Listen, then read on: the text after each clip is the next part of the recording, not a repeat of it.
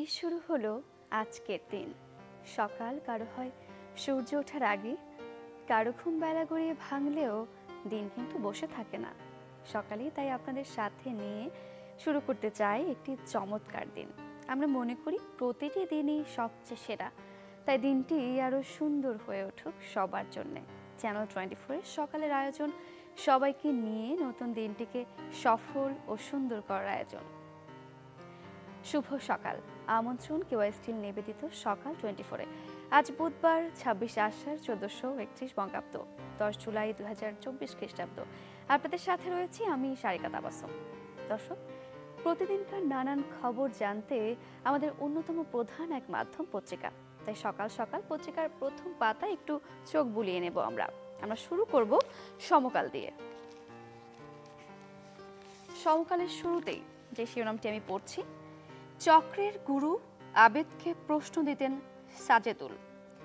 50 lakh PCS পাশের package, রেলে নিয়োগের প্রশ্ন 75 লাখে কেনেন আবেদ। পরীক্ষার আগের রাতে 4 স্থানে 200 পরীক্ষার্থীকে মুখস্থ করানো হয় উত্তর। দর্শক, চ্যানেল 24-এর সংবাদটি প্রচারের পর থেকে বিভিন্ন পত্রিকা, বিভিন্ন সংবাদ মাধ্যমে এ নিয়ে শিরোনাম করা হচ্ছে। সমকালও আমরা দেখছিলাম। উচ্চ আদালতের দিকে তাকিয়ে সবাই, কোটা প্রশ্নে আপিল শুনানি আজ। সকাল থেকে শিক্ষার্থীদের সর্বাত্মক ব্লকেট, কোটা সংস্কার আন্দোলন।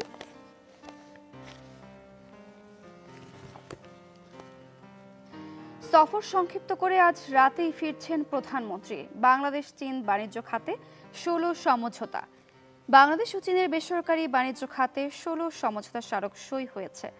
গতকাল মঙ্গলবার বেইজিংয়ে summit on trade, business and investment opportunities between Bangladesh and চীন সম্মেলনে এসব সমঝোতা হয় বলে জানিয়েছেন পররাষ্ট্রমন্ত্রী ডক্টর হাসান মাহমুদ।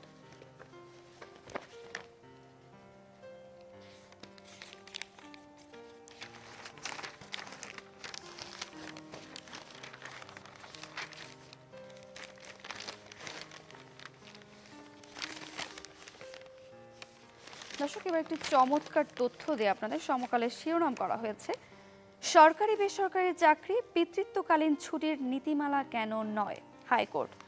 সরকারি বেসরকারি চাকরিজীবীদের পিতৃকালীন ছুটির জন্য কেন নীতিমালা করা হবে না তা জানতে চেয়ে সরকারের সংশ্লিষ্টদের প্রতি রুল জারি করেছেন হাইকোর্ট। আগামী 3 মাসের মধ্যে নীতিমালা করার বিষয়ে অগ্রগতি প্রতিবেদন দিতে নির্দেশও দিয়েছেন। দর্শক, এই ছিল সমকালের প্রধান শিরোনামগুলো। আমরা একটু দৈনিক ইত্তেফাকের শিরোনামগুলো দেখে নেব। শিল্প খাতের সংকট গভীর হচ্ছে, নিরবচ্ছিন্ন জ্বালানির অভাব আর ডলার সংকট উদ্যোক্তাদের খেলাপিতে পরিণত করছে।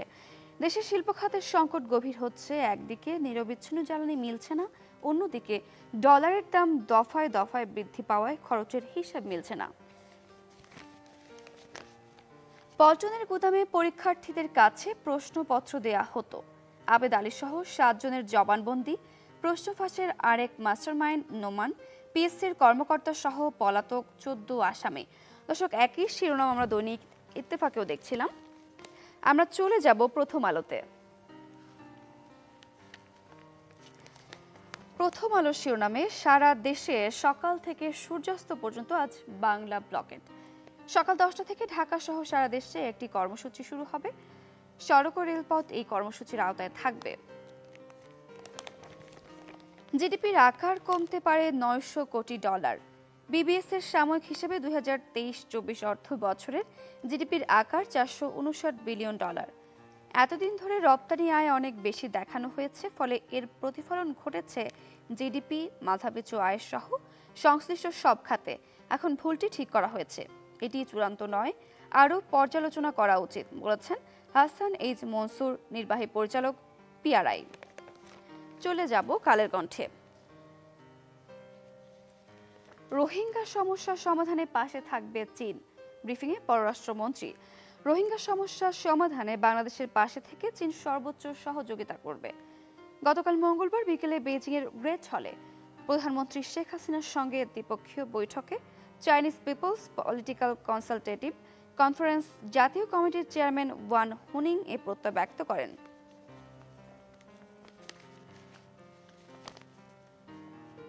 প্রশ্ন ফাঁস করে অঢেল সম্পদ আবেদ আলীর।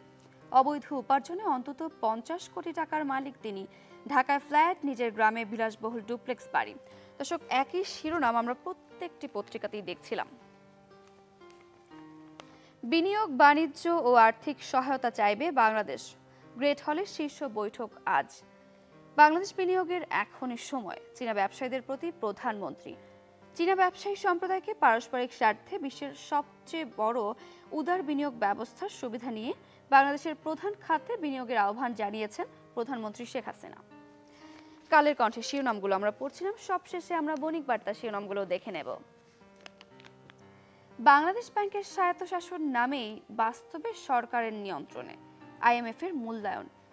আইএমএফ মনে করছে নীতিগত সমন্বয় জরুরি হওয়ায় বাংলাদেশ ব্যাংকের স্বায়ত্তশাসনকে অগ্রাধিকার দেয়া বাঞ্ছনীয়। এক্ষেত্রে বাংলাদেশ ব্যাংক আদেশের কয়েকটি ধারা প্রতিবন্ধক হিসেবে কাজ করছে।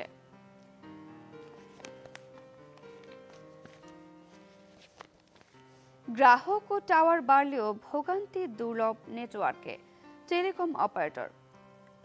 স্পেকট্রাম ব্যবহার বাড়ানোর নির্দেশ বিটিআরসির। এক দফা দাবিতে আজ সকাল সন্ধ্যা অবরোধের ঘোষণা। হাইকোর্টের রায় স্থগিত চেয়ে সর্বোচ্চ আদালতে ঢাবির 2 শিক্ষার্থী আবেদনের শুনানি আজ।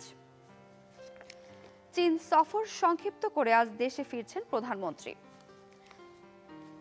দর্শক, এই ছিল আজকের পত্রিকার প্রধান খবরগুলো। এবার একটু আমরা বন্যা পরিস্থিতির খবর জানবো। আমরা প্রতিদিনই চেষ্টা করি বন্যা কবলিত স্থানগুলোর খবর নিয়ে আসতে। আমরা একটু হাট বাজারের খবর নিয়ে আসবো। আমরা চলে যাব সিরাজগঞ্জে। সিরাজগঞ্জ থেকে যুক্ত হচ্ছেন সহকর্মী হীরক গুণ। হীরকগুণ, সিরাজগঞ্জে বেশ অনেকদিন ধরেই বন্যা পরিস্থিতি চলছে। এখনকার কি পরিস্থিতি এবং হাট বাজারগুলোর কি পরিস্থিতি? ব্যবসায়ীরা কি বলছেন? সাধারণ ক্রেতাদের কি অবস্থা? আসলে সিরাজগঞ্জ কিন্তু এক সপ্তাহ ধরে বন্যা কবলিত হয়ে রয়েছে, কিন্তু গতকাল থেকে কিন্তু সিরাজগঞ্জ পয়েন্টে যমুনা নদীর পানি কমতে থাকা সিরাজগঞ্জ যেটি সার্বিক বন্যা পরিস্থিতি সেটি কিন্তু ধীরে ধীরে উন্নতি হতে শুরু করেছে এবং সিরাজগঞ্জের 5টি উপজেলা, চরাঞ্চল এবং নিম্নাঞ্চলগুলো প্লাবিত হয়েছে। বহু ঘর বাড়ি কিন্তু সেখানে প্লাবিত হয়েছে। তার পাশাপাশি কিন্তু অনেক হাট বাজারও কিন্তু পানির নিচে তলিয়ে রয়েছে। আজকে আমরা দেখাবো আপনাদের সিরাজগঞ্জ সদর উপজেলার খোকসাবাড়ি হাটখোলা। যদি একটু দেখায় আপনি দেখতে পারবেন আমার বাম দিকে কিন্তু অনেক হাটখোলা যে দোকানগুলো, সেই দোকানগুলো কিন্তু বন্যার কবলে পড়েছে এবং গত এক সপ্তাহ ধরে কিন্তু এই যে খোকসাবাড়ি হাটখোলা কিন্তু বন্ধ রয়েছে। কারণ এই হাটখোলায় কিন্তু এই খোকসাবাড়ি সহ আশেপাশের মানুষের কিন্তু দৈনন্দিন যে বাজারঘাট সেগুলো কিন্তু এই বাজার থেকেই মানুষ করতো, কিন্তু বন্যার কারণে দেখতে পাচ্ছেন যে সব দোকানপাট বন্ধ। যে এই হাটটিতে দিনরাত মানুষের কিন্তু কোলাহল এবং ক্রেতা বিক্রেতার হাট ডাকে মুখরিত থাকলেও এখন কিন্তু অনেকটাই শুনশান নিরাপত্তা। আপনারা দেখতে পাচ্ছেন যে হাটের যে সড়ক সেটিও কিন্তু আসলে তলিয়ে রয়েছে এবং যে হাটের যে আপনার দেখাতে চাই, আমার বামে দেখতে পারবেন যে যেখানে একটি চায়ের দোকান ছিল, যে চায়ের দোকানে ভোর থেকে রাত পর্যন্ত মানুষের যে কোলাহল থাকতো, মানুষের যে চায়ের আড্ডা থাকতো সেটি কিন্তু এখন নেই। সেই দোকানটা কিন্তু বন্ধ রয়েছে। এছাড়া এখানে চাউল, শাকসবজি সহ অন্যান্য দ্রব্যাদিও কিন্তু এই হাট থেকে মানুষ ক্রয় করত, কিন্তু বন্যার কারণে এই হাটটি কিন্তু এখন বন্ধ রয়েছে। অধিকাংশ দোকানপাট বন্ধ, দোকানে কিন্তু আসলে পানি উঠে পড়ায় যারা ব্যবসায়ী তারা কিন্তু চরম ক্ষতিগ্রস্ত হয়েছে। আমরা কথা বলেছিলাম বেশ কয়েকজন ব্যবসায়ীর সঙ্গে, তারা যেটি বলছে যে যমুনা নদীর তীরবর্তী হওয়ায় কিন্তু এক সপ্তাহ ধরে এই হাটটি বন্যা কবলিত হয়ে পড়ায় কিন্তু তাদের যে ব্যবসায় সেটি কিন্তু ক্ষতির পাশাপাশি তাদের কিন্তু মালামালও অনেকটা ক্ষতি হয়ে পড়েছে। যদি আপনাদের একটু পুরো হাটটি আমাদের দেখাতে চাই, দেখবেন যে এই সব দোকানই কিন্তু আসলে বন্ধ, যেখানে মানুষের এখন কিন্তু অনেকটাই সমস্যা হচ্ছে। তাদের যে দৈনন্দিন তাদের কেনা বেচা সেগুলো কিন্তু বন্ধ রয়েছে। মানুষ কিন্তু হাট থেকে কিন্তু তারা কোনো কাজ করতে পারছে না। এবং আমরা দেখেছি যে সিরাজগঞ্জের এই খোকসাবাড়ি হাটখোলার মতো আরও যে 5টি উপজেলার যে 33টি ইউনিয়ন রয়েছে, সেই ইউনিয়নের কিন্তু বহু হাট বাজার কিন্তু বন্ধ রয়েছে, যে কারণে আমরা দেখেছি যে মানুষের দৈনন্দিন তাদের বাজার থেকে যারা যে ক্রয় করতেছে তাদের নিত্য প্রয়োজনীয় পণ্য সেগুলো কিন্তু কিনতে পারছে না, যে কারণে অনেকটা সমস্যা হচ্ছে। পাশাপাশি কিন্তু যারা ব্যবসায়ী তারাও কিন্তু চরম ক্ষতিগ্রস্ত হচ্ছে। এবারের এই কারণ যে আপনাদের দেখালাম যে খোকসাবাড়ি যেটি হাটখোলা সেটি একটি পুরাতন হাটখোলা এবং যমুনা নদীর তীর ঘেঁষে কিন্তু এই গ্রামটি, এই গ্রামের একটি হাটের ঐতিহ্য কিন্তু ছিল, কিন্তু বন্যার কারণে সেখানে কিন্তু এখন অনেকটা শুনশান, নীরবতা, ব্যবসায়ীদের কিন্তু অনেকটাই ক্ষতি হয়েছে, এমনটি কিন্তু আমাদের ব্যবসায়ীরা জানিয়েছে। সারিকা। হিরাগুন, আপনাকে ধন্যবাদ। দর্শক, আমরা সিরাজগঞ্জের খবর নিচ্ছিলাম। আমরা দেখছিলাম জলাবদ্ধতার কারণে হাট বাজারগুলো বন্ধ রয়েছে এবং আসার খবর হলো পানি কিছুটা কমতে শুরু করেছে। দর্শক, এবার একটু আমরা লালমনিরহাটের খবর নিয়ে আসবো। লালমনিরহাট থেকে যুক্ত হচ্ছেন সহকর্মী মাহফুজ বকুল। মাহফুজ বকুল, শুভ সকাল। আমরা জানতে পেরেছি উত্তরাঞ্চলের পানি কিছুটা কমতে শুরু করেছে, লালমনিরহাটের এখন কি অবস্থা? সারিকা, শুভ সকাল। লালমনিরহাটের তিস্তার পানি কিন্তু গতকাল বিকেল থেকে কমতে শুরু করেছিল, যদিও বা খুবই ধীর গতিতে। উঁচু যে এলাকাগুলো প্লাবিত হয়েছিল সেই এলাকাগুলো থেকে কিন্তু পানি নেমে গেছে, কিন্তু আবারও দুঃখের বিষয় হচ্ছে গতকাল রাত থেকে ভারী বর্ষণ হয়েছে এই অঞ্চলে। এখনো কিন্তু বৃষ্টিপাত হচ্ছে, যদিও বা তুলনামূলক কম। এটি রাতে যে পরিমাণ বৃষ্টিপাত হয়েছে তাতে কিন্তু এই বৃষ্টির পানিতে কিন্তু আবারও ভোর থেকে পানির যে উচ্চতা সেটি কিন্তু বাড়তে শুরু করছে। একটু যদি তথ্য দেই, লালমনিরহাটের তিস্তার যে পানি গতকাল বিকেলে 45 সেন্টিমিটার ডালিয়া পয়েন্টের নিচে প্রবাহিত হলেও আজকে সকাল 6টায় সেটি কিন্তু 23 সেন্টিমিটার নিচ দিয়ে প্রবাহিত হচ্ছে, অর্থাৎ পানি আবারও বাড়ছে। আবারও কিন্তু এখনো যদি বা আগে থেকে কিছু এলাকা প্লাবিত ছিল, আমি এখন যে স্থানে দাঁড়িয়ে রয়েছি এটি কিন্তু একবারে নদী এলাকা নয়, নদীর পার্শ্ববর্তী এলাকা। এটি অনেকটা উঁচু এলাকা। এই এলাকাতে কিন্তু এখনো পানিবন্দী হয়ে পড়ে আছে একদম হাজারো পরিবার। তাদের যে চলাচলের রাস্তা সেগুলোতে পানি, এক হাঁটু পরিমাণ পানি, কোথাও বা এর চেয়ে কম বেশি পানিও আছে। তাদের বাড়ি ঘরে পানি উঠেছে, যার ফলে তাদের যে রান্না বান্না সহ যে সার্বিক যে কাজকর্ম সেগুলো তো বরাবরই ব্যাহত হচ্ছে। পাশাপাশি কিছু স্থান থেকে যে পানি নেমে যাচ্ছে সেই এলাকায় বন্যা পরবর্তী যে দুর্ভোগগুলো সেগুলো কিন্তু খুব বেশি বেড়েছে। যদি একটু তথ্য দিই যে বন্যার পর পানি নেমে গেলে সাধারণত ভাঙন কিন্তু বেশ কিছু স্থানে সৃষ্টি হয়, কিছু কিছু স্থানে হালকা ভাঙন শুরু হয়েছে, আরো পানি নেমে গেলে সেটি হয়তো আরো তীব্র আকার ধারণ করবে। পাশাপাশি মানুষজন কিন্তু বন্যার পরে তাদের বাড়িঘর, আশপাশ পরিবেশ সেগুলো কিন্তু গোছগাছের চেষ্টা করেন, পরিষ্কার পরিচ্ছন্ন করেন, এবং এই বন্যা শেষ হলেই কিন্তু পানিবাহিত যে বিভিন্ন রোগগুলো সেগুলো কিন্তু বেড়ে যায়, যেমন খোসপাসরা, চুলকানি, পাশাপাশি ডায়রিয়া, এরকম রোগবালের সংখ্যা কিন্তু বাড়ছে। এবং স্থানীয় যে হাসপাতালগুলোতে এই বিরূপ আবহাওয়ার কারণে পাশাপাশি বন্যার কারণে রোগীর সংখ্যাও কিন্তু বেড়েছে। এবং সারাদিন কিন্তু এই বৃষ্টি যেভাবে পড়ছে আমরা দেখছি, আকাশ কিন্তু এখনো মেঘলা, বৃষ্টির কিন্তু সম্ভাবনা সারাদিনই রয়েছে। পাশাপাশি সাধারণ মানুষ যেটি বলছেন যে জেলা প্রশাসন থেকে এবং স্থানীয় প্রশাসন থেকে তাদেরকে সাহায্য সহযোগিতা করা হলো সেটি কিন্তু অপ্রতুল। অনেকেই অভিযোগ করছেন যে এই সাহায্য সহযোগিতা অনেকে পাননি। পাশাপাশি প্রাণী সম্পদ দপ্তর থেকে কিন্তু তিস্তার প্লাবিত যে এলাকাগুলো রয়েছে সেই কৃষকদের মাঝে কিন্তু গোখাদ্য বিতরণ করা হয়েছে, যদিও তারা বলছেন যে এগুলো খুব বেশি অপ্রতুল। পাশাপাশি সাধারণ মানুষের যেগুলো দাবি যে তিস্তা মহাপরিকল্পনা যদি বাস্তবায়ন হয়, যেহেতু প্রধানমন্ত্রী আবারও ভারত সফর করেছেন, চীন সফরে গেছেন, সব মিলিয়ে যদি প্রধানমন্ত্রী বা সরকার প্রধানের তরফ থেকে তিস্তা মহাপরিকল্পনা বাস্তবায়নের পদক্ষেপ নেওয়া হয়, তাহলে হয়তো বন্যা, ভাঙ্গন, এই চিরকালের যে কষ্ট সেগুলো থেকে হয়তো তিস্তা পারবাসী মুক্তি পাবে। পাশাপাশি তারা যেটি বলছিল যে আমরা যেটি দেখছিলাম যে ঈদ থেকেই কিন্তু এই এলাকায় তিস্তা পারে বন্যা, ভাঙ্গন চলছেই, এবং সাধারণ মানুষের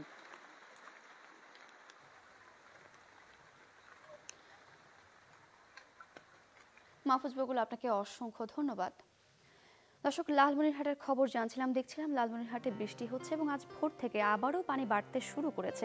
আমরা একটু অন্যান্য বিভাগগুলোর খবর নিয়ে আসবো। আজ সারাদিনটি কেমন কাটবে, সেই সাথে গেল 24 ঘন্টার তাপমাত্রার রেকর্ডও আমরা জানবো। ঢাকায় সর্বোচ্চ তাপমাত্রা রেকর্ড করা হয়েছে 33.1 ও সর্বনিম্ন 28.2 ডিগ্রি সেলসিয়াস। রাজশাহীতে সর্বোচ্চ 35.3 ও সর্বনিম্ন 27.5 ডিগ্রি সেলসিয়াস। রংপুরে সর্বোচ্চ 35.3 ও সর্বনিম্ন 27.8 ডিগ্রি সেলসিয়াস। ময়মনসিংহে সর্বোচ্চ 32.1 ও সর্বনিম্ন 26.8 ডিগ্রি সেলসিয়াস। সিলেটে সর্বোচ্চ 32.5 ও সর্বনিম্ন 25.8 ডিগ্রি সেলসিয়াস। চট্টগ্রামে সর্বোচ্চ 32 ও সর্বনিম্ন 26.2 ডিগ্রি সেলসিয়াস। খুলনায় সর্বোচ্চ 33.8 ও সর্বনিম্ন 28.5 ডিগ্রি সেলসিয়াস। বরিশালে সর্বোচ্চ 32.7 ও সর্বনিম্ন 27.5 ডিগ্রি সেলসিয়াস। দেশের সর্বনিম্ন তাপমাত্রা রেকর্ড করা হয়েছে বান্দরবানে 24.6 ডিগ্রি সেলসিয়াস। দেশের সর্বোচ্চ তাপমাত্রা রেকর্ড করা হয়েছে সৈয়দপুরে 36 ডিগ্রি সেলসিয়াস। রংপুর, ময়মনসিংহ ও সিলেট বিভাগের অধিকাংশ জায়গায়, চট্টগ্রাম ও ঢাকা বিভাগের অনেক জায়গায় এবং রাজশাহী, খুলনা ও বরিশাল বিভাগের 2-1 জায়গায় অস্থায়ীভাবে দমকা হাওয়া সহ হালকা থেকে মাঝারি ধরনের বৃষ্টি অথবা বজ্রসহ বৃষ্টি হতে পারে। সেই সাথে রংপুর, ময়মনসিংহ, চট্টগ্রাম ও সিলেট বিভাগের কোথাও কোথাও মাঝারি ভারী থেকে ভারী বর্ষণ হতে পারে। সারা দেশে দিন ও রাতের তাপমাত্রা হ্রাস পাবে। দর্শক, আজ সারাদিন বৃষ্টির সম্ভাবনা রয়েছে। অবশ্যই যারা বাড়ির বাইরে বেরোবেন প্রয়োজনীয় প্রস্তুতি নিয়ে বের হবেন। সেই সাথে ঢাকাতে বিভিন্ন স্থানে আন্দোলন চলছে, অবশ্যই হাতে সময় নিয়ে বেরোবেন। দর্শক, আবহাওয়া বার্তাটি আমরা জানছিলাম। এবারে কেওয়াই স্টিল নিবেদিত সকাল 24-এ সময় হলো ছোট্ট একটা বিরতির। ফিরছি আরও আয়োজন নিয়ে, আমাদের সঙ্গেই থাকুন। ফিরে এলাম বিরতির পর। আবারও আমন্ত্রণ কেওয়াই স্টিল নিবেদিত সকাল 24-এ। দর্শক, আমরা প্রতিদিনই প্রতিটি জেলার দুর্ভোগের চিত্র নিয়মিত তুলে আনার চেষ্টা করি। আজ আমরা সাতক্ষীরার রাস্তাঘাট, ব্রিজ এবং বাঁধের খবরাখবর জেনে আসব। আমাদের সাথে সাতক্ষীরা থেকে যুক্ত হচ্ছেন সহকর্মী আমিনা বিলকিস ময়না। আমিনা বিলকিস ময়না, আমরা সাতক্ষীরার ঝুঁকিপূর্ণ সেতু এবং রাস্তাঘাটের খবর তো জানবই, সেই সাথে রিমাল পরবর্তী বাঁধগুলোর সংস্কার হয়েছে কিনা এসব নিয়ে একটু আমাদের জানাবেন।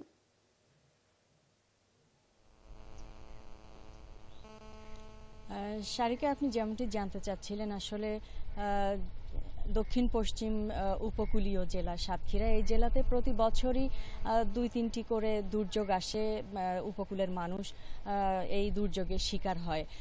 এবারও রিমাল এলো এবং রিমালে জলোচ্ছ্বাসে এবং 2 দিনের যে ঝড়, সেই ঝড়ে কিন্তু আসলে উপকূলীয় অঞ্চলে গাছপালা ভেঙে চুরমার হয়ে গিয়েছিল, ঘরবাড়ি ভেঙে গিয়েছিল।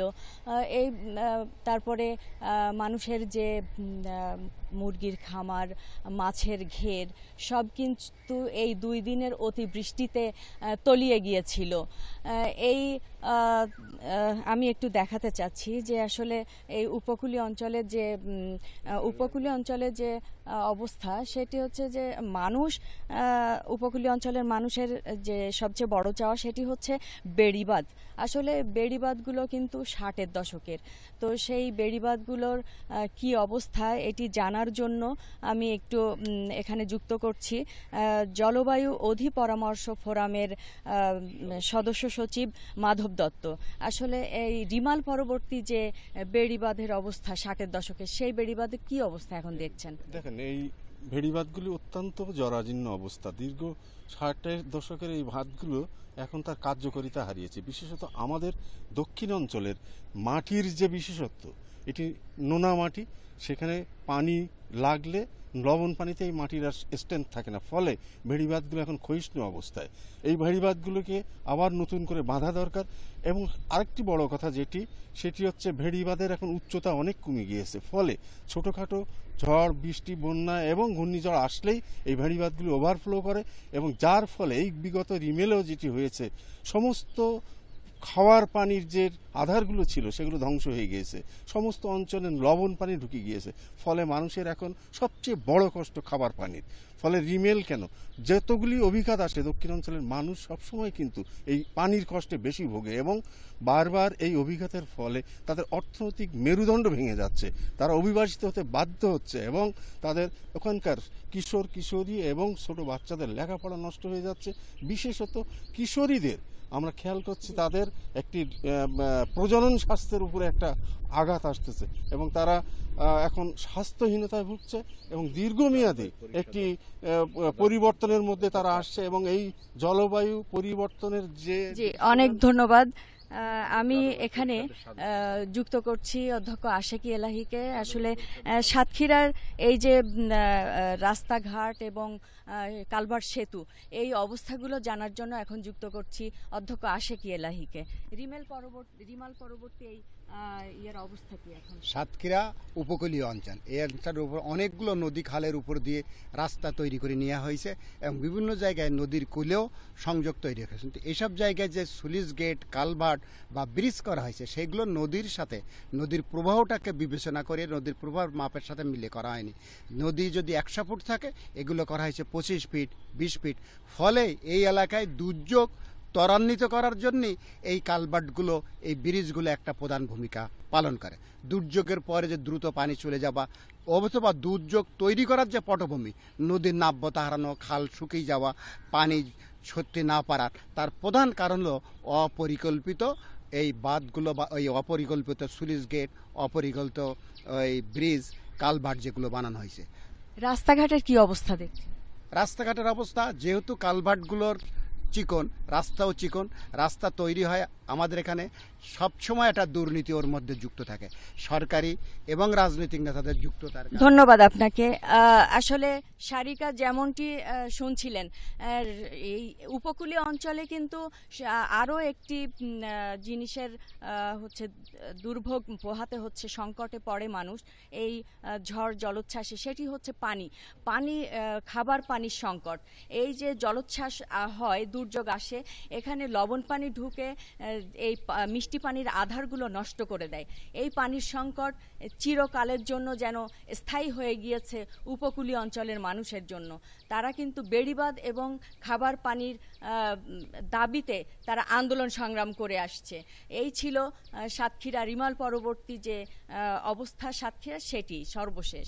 সারিকা। আমিনা বিলকিস ময়না, আপনাকে অসংখ্য ধন্যবাদ। দর্শক, আমরা সাতক্ষীরাতে যুক্ত হয়েছিলাম, আমরা জানছিলাম সাতক্ষীরার রাস্তা, সেতু এবং রিমাল পরবর্তী বাঁধগুলোর বর্তমান পরিস্থিতি নিয়ে। দর্শক, আয়োজনের একেবারে শেষ পর্যায়ে চলে এসেছি। এবারে সময় হলো একেবারে আয়োজনের শেষ পর্যায়ে আমরা চলে এসেছি। দেখা হবে আগামী পর্বে। সে পর্যন্ত ভালো থাকুন, সুস্থ থাকুন, সবাইকে শুভ সকাল।